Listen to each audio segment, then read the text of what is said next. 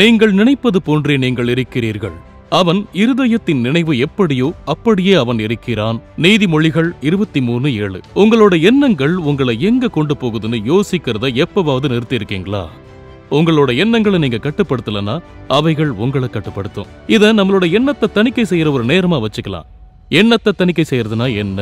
இதுக்கு உங்களோட ஒரு நாளை வேகமா உங்க மனசுல இருக்கிற எண்ணங்களை பதிவு செய்யணும். அப்ப நீங்க நினைக்கிறத பார்த்து, நீங்க நம்புற பொய்களை பார்த்து ஆச்சரியப்படலாம். அப்போஸ்தலனாகிய பவுலுக்கு தெரிஞ்சிருந்த 2 சத்தியங்களை கிரேக் ரோஷல் சுட்டி காட்டுறாரு. முதல்ல, உங்களோட வாழ்க்கை போர் உங்க மனசுல தோற்கவோ அல்லது ஜெயிக்கவோ செய்யுது.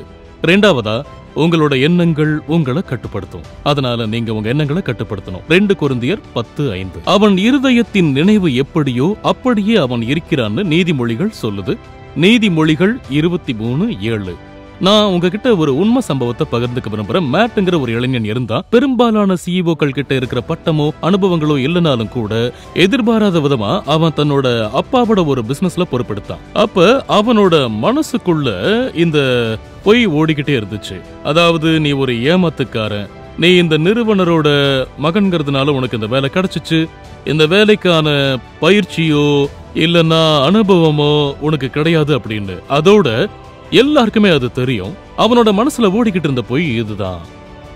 மேட் தான் ஒரு போர்ல இருக்கிறதையும் அந்த போரை தேவனோட வார்த்தையான பைபிள் வசனம் மூலமா தான் செய்யணும்னு உணர்ந்தா. பேதுரு ஒரு சாதாரணமான மீனவனா இருந்தாலும் கூட தன்னோட சர்ச்சை நடத்த இயேசு அவனை தேர்ந்தெடுத்தது மேட்டுக்கு ஞாபகம் வந்துச்சு. இயேசு பேதுரு கிட்ட ரொம்ப எளிமையான வார்த்தைகளை தான் சொன்னாரு. என் பின்னே வாருங்கள், உங்களை மனுஷரை பிடிக்கிறவர்களாக்குவேன்.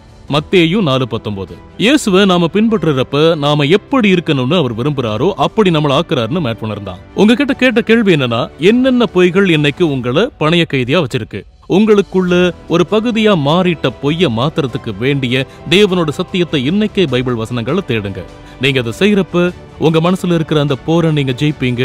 அதோட உங்க மனசையும் உங்க எண்ணங்களையும் கட்டுப்படுத்துறது மூலமா தேவன் இருக்க விரும்புற மாதிரி நீங்க மாறுவீங்க. தேவன் ஆசீர்வதிப்பாராக.